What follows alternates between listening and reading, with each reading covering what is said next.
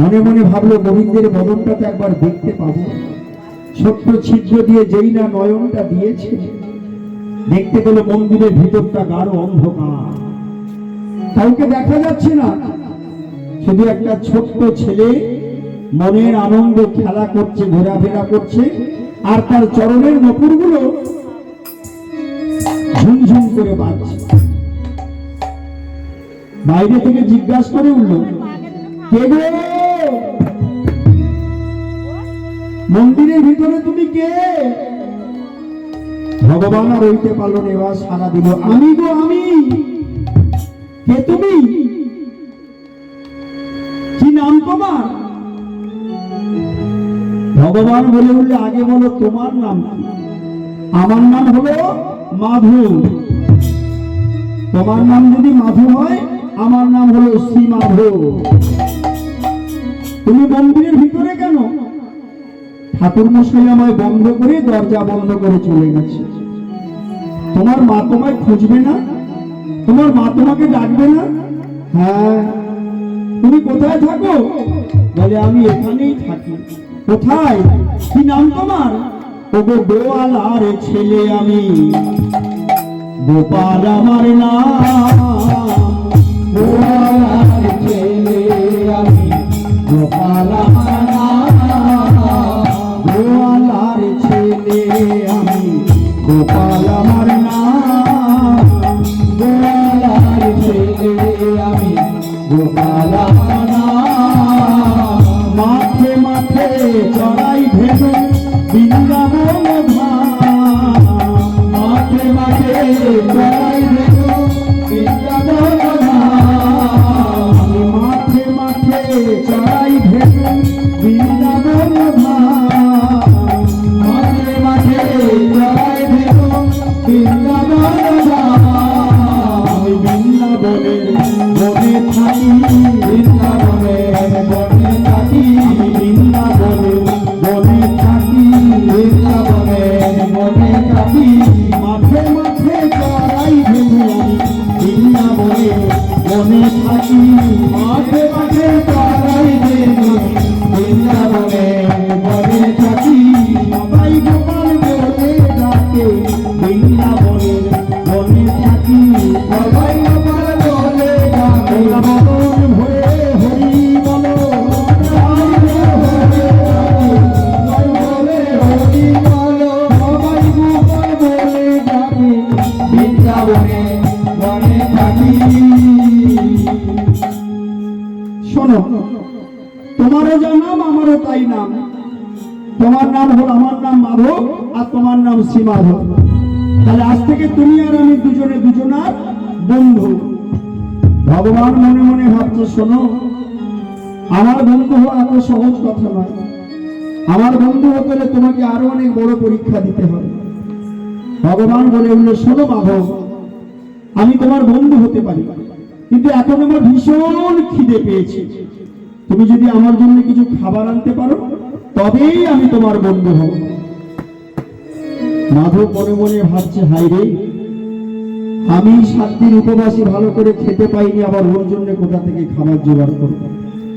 আবার খাবার যদি না এনে দিই, ও আমার বন্ধুও হবে না।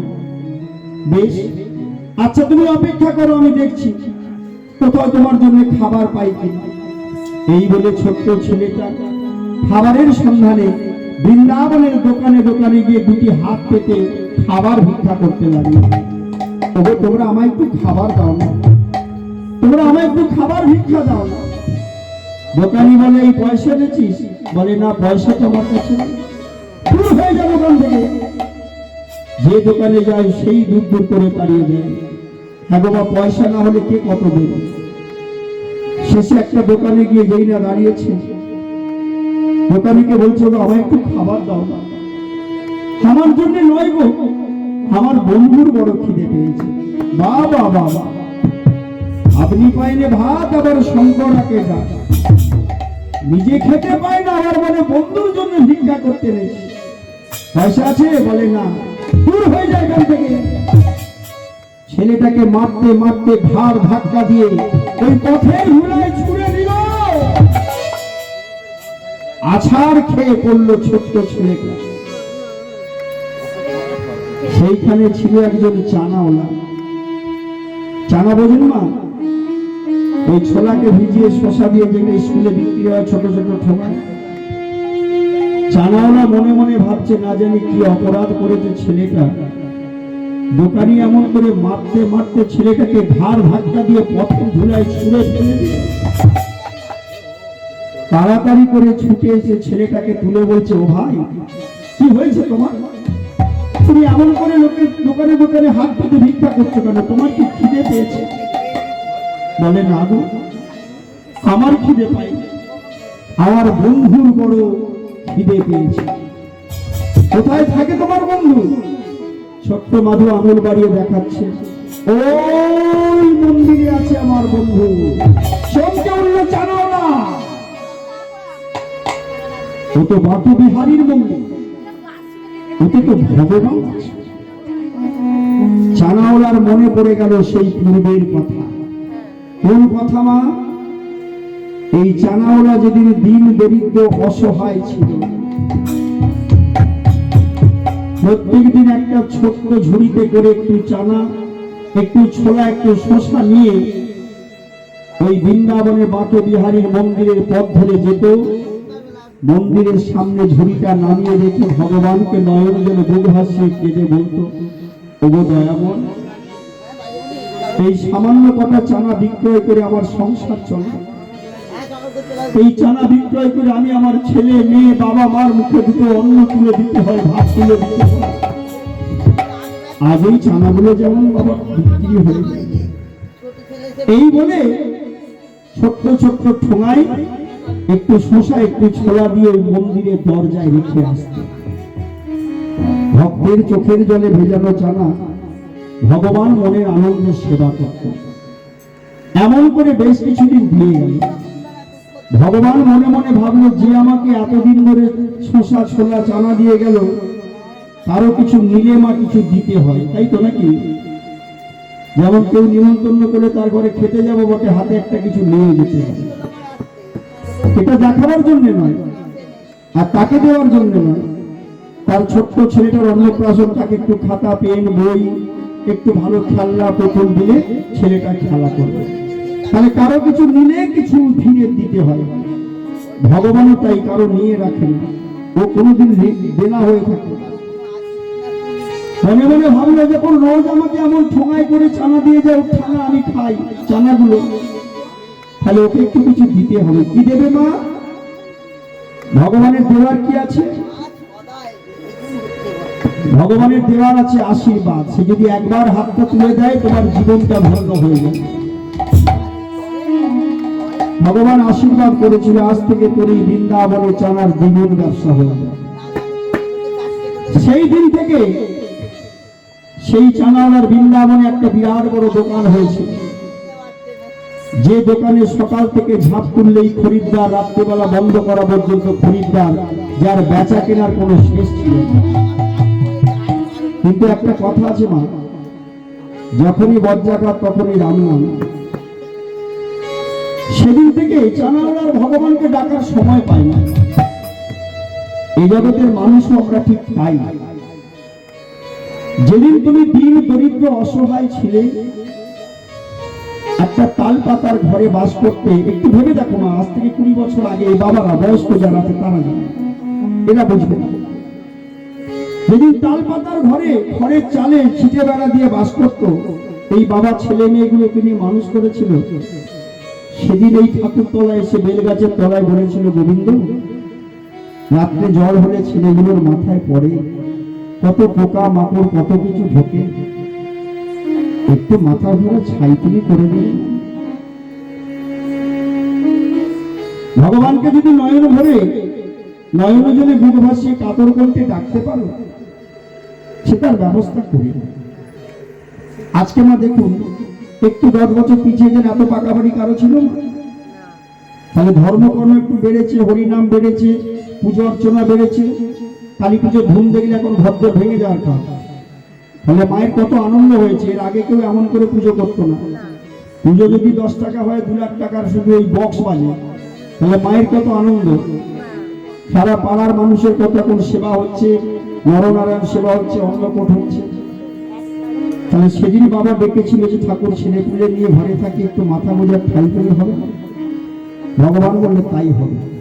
তাই বাবা একটু জগতের দিকে তাকিয়ে দেখো, কারো একতলা, কারো দুতলা, কারো তিনতলা, কারো চারতলা, যে যেমন করে ডেকেছে সে তেমন পেয়েছে। একটু পিছিয়ে যাও আর একটু। মাঘ মাসের পয়লা লক্ষ্মী পুজো হয়তো ধনলক্ষ্মী এখানে হয়তো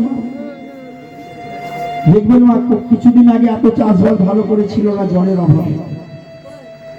কারো বাড়িতে এক মুঠো ধান চাইতে যেতে হলে সে কত মুখ ঝুঁক করত, দিদি লক্ষ্মী পুজো হবে দুটো ধান দেবে। কত মুখ খেতে হয়েছে, কত খেয়ে লোকের ঘরে চেয়ে এনে লক্ষ্মী পুজো করতে হয়েছে উঠোন। এই মায়েরা সেদিন চোখের জলে কেঁদেছিল, মা এমন করে তোমার পুজো করার জন্য লোকের ঘরে একটু মোট ভেবে একটু ধান চাইতে হবে, আমাকে 1 কাঠা 1.5 কাঠা কেনার মতো শক্ত হবে। তাই তো মা আজকে দেখো, সেই সব জমির আগাছা পরিষ্কার হয়ে, যেসব জমি চাষবাস হতো না, যে যেমন পেরেছে 1 কাঠা 2 কাঠা 5 কাঠা 2 বিঘে 4 বিঘে কিনেছে। আজ আর চাওয়া চাই কারো ঘরে আছে মা? আজ আর কাউকে চাইতে হয় না, কারণ ভগবানকে তুমি যদি ডেকে থাকো সে তোমার চিন্তা করবে, তুমি তোমার চিন্তা করলে হবে না। একটা কৃষ্ণ পুরাণে একটা কথা ছিল যে ভাবছো বসে চলবে কিসে, তুমি ভাববার কে, তোমার ভাবনা যে ভাবছে তুমি ভাবো না তাকে। কিন্তু মানুষ এত মূর্খ, তারা আগে নিজের কথাটা ভাবে, তার কথাটা ভাবে। ভগবান বললে বেশ, তবে তোদের ভাবনা চিন্তা করে তোরা যদি করতে পারিস তোরা কর।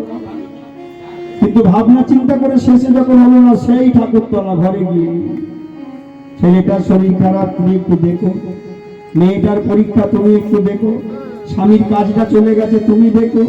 অথচ রাত্রেবেলা ঘরে বসে কত মন্ত্র নয়, ওর কাছে যাও, এর কাছে যাও, ও গেলে সে গেলে সব করে দেবে। কোথাও যখন কিছু হলো না, সেই ঠাকুরতলায় বসে তুমি একটু দেখো। ভগবান বললে আমি যখন দেখবো তাহলে আগে আমাকে বললেই ভালো। তাহলে হেটাওটা ছুটতে গেলি, যাকে ছুটে কি পেলি, কিছুই যখন হলো না তখন আমার কাছে আসতে হবে। তদ্দেব এটাই হলো মানুষের কথা। মানুষ যখন অর্থ ঐশ্বর্য হয়ে যায় তখন ভগবানকে ভুলে যায়, আর যারা না ভুলে ভগবানের চরণ ধরে পড়ে থাকে শেষের দিনটা তাদের বড় সুখের, বড় মধুর মনে হয়। তাই আজ চানাওয়ালা বিরাট বড় লোক হয়েছিল, তার মনে পড়ে গেল সেই পূর্বের কথা, কতদিন আমি বাঁকে বিহারীর মন্দিরে যাইনি। ও ভাই তুমি এসো, তুমি আমার সঙ্গে এসো, তুমি আমার সঙ্গে এসো। দোকানে নিয়ে গিয়ে বড় বড় ঠোঙায় ভালো করে শসা ছোলা দিয়ে ভরে 2টো ঠোঙা নিয়েছে। এ নাও, একটা তোমার আর এটা হলো তোমার ওই বন্ধু। মাধু চানা ঠোঙা 2টো হাতে নিয়ে মনের আনন্দে ছুটতে ছুটতে চলেছে, আর বন্ধু বন্ধু বলে ডাকছে, বন্ধু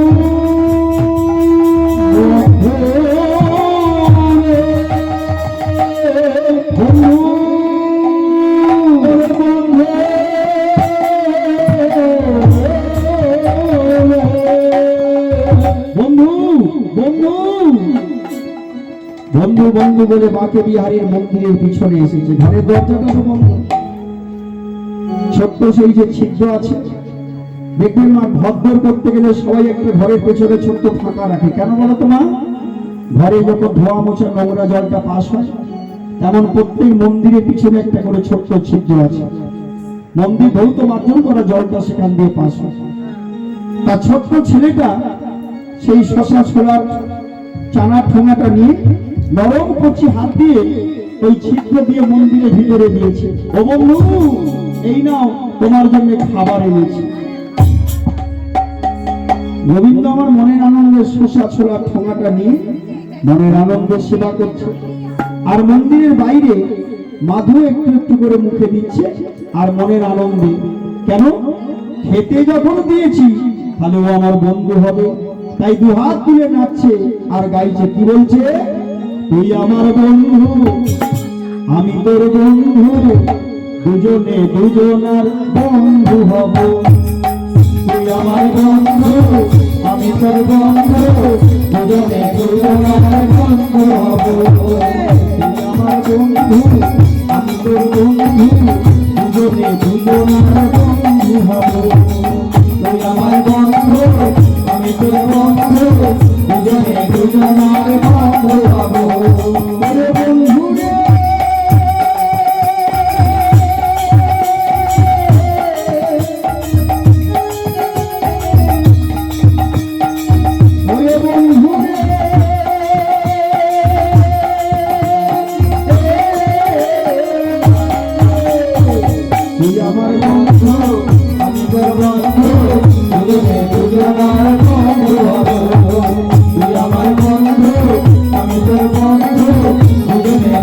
দুজনার বন্ধু হব। তুই আমার বন্ধু আমি তোর বন্ধু, দুজনে দুজনার বন্ধু হব। তুই আমার ভাই দুজনার বন্ধু হব। মনের আনন্দে চানা সেবা করে ভগবান আর রইতে পারল না। এবার ডাক দিল, মাধু। কে? আমি। কে তুমি? যার জন্য নীলাচল পরিত্যাগ করে বৃন্দাবনের মাটিতে এলি, আমি তোর সেই আরাধ্য দেব কৃষ্ণ গোপাল জগৎপতি শ্রীহরি নারায়ণ। ওরে মাধু, তোর সাধন ভজনে আমি সন্তুষ্ট হয়েছি, তোর সেবায় আমি সন্তুষ্ট হয়েছি। আজ থেকে আমি তোর চিরদিন বন্ধু হয়ে থাকব। তবে শোন, এবার তুই নীলাচলে ফিরে যা। তোর মায়ের বড় কঠিন অসুখ। যেই না বলেছি, মা আমার মায়ের বড় কঠিন অসুখ, আমি আমি মায়ের কাছে যাব, আমি মায়ের কাছে যাব, আমি মায়ের কাছে যাব।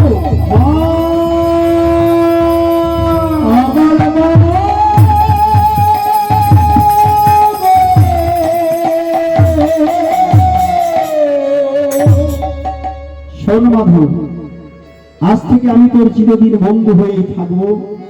যেখানে যে অবস্থায় বিপদে পড়বি, একটি বার শুধু তুই আমার বন্ধু বলে ডাকবি, আমি তৎক্ষণাৎ তোর সম্মুখে গিয়ে হাজির হব। যা, এবার তুই নীলাচলে ফিরে যা, তোর মা তোর জন্য অপেক্ষা করছে। ছোট্ট ছেলেটা মায়ের কথা বলতে মনটা যেমন কেঁদে উঠলো, মা মা বলে চিৎকার করে ছুটতে ছুটতে চললো, মা মা মা। এদিকে হতভাগিনী মা আজ বৃদ্ধ হয়ে গেছে,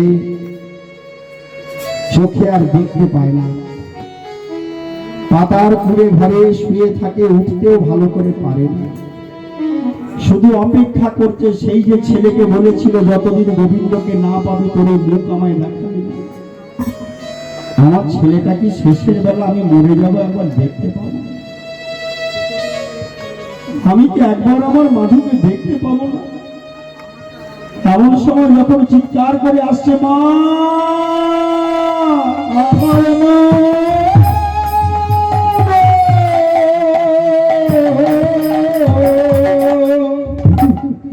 আমার মাধুর কণ্ঠস্বর। কোথায় কোথায় আমার মাধু, কোথায়? মাধু ছুটতে ছুটতে এসে পাতার কুটিরের সামনে থমকে দাঁড়িয়ে বললো, মা। মাধু কোথায়? তুই আমার বুকে আয়, তুই আমার বুকে আয় মাধু, আমি তোকে দেখতে পাচ্ছি না, তুই আমার বুকে আয়। মা, তুমি আমায় দেখতে পাচ্ছ? এই তো আমি তোমার কাছে দাঁড়িয়ে আছি, তুমি আমায় দেখতে পাচ্ছ না? না মাধু, আমি তোকে দেখতে পাচ্ছি। বন্ধু, ওরে বন্ধু রে,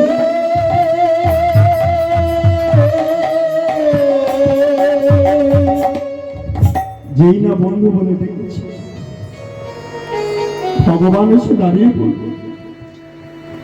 আরে বাবু, অসময় কেন আমায় ডাকলি? ওরে বন্ধু, আমার মায়ের যে মনে বড় আশা ছিল মা মা একটিবার দেখবে, কিন্তু আমার মা যে আমাকে আর দেখতে পাচ্ছে না। আমি যে মাকে কথা দিয়েছিলাম, আমি মাকে একবার কেন মাছ দেখতে পাচ্ছি না।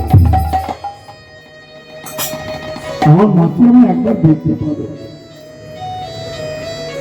বেশ, যা, তুই তোর মায়ের গলাটা জড়িয়ে ধরে মায়ের বুকে, যেই না বলেছি, মাধু ছুটে গিয়ে মায়ের বুকে ঝাঁপিয়ে পড়েছে। মা, এই তো আমার মাধু। কোথায় ছিলিস বাবা এতদিন?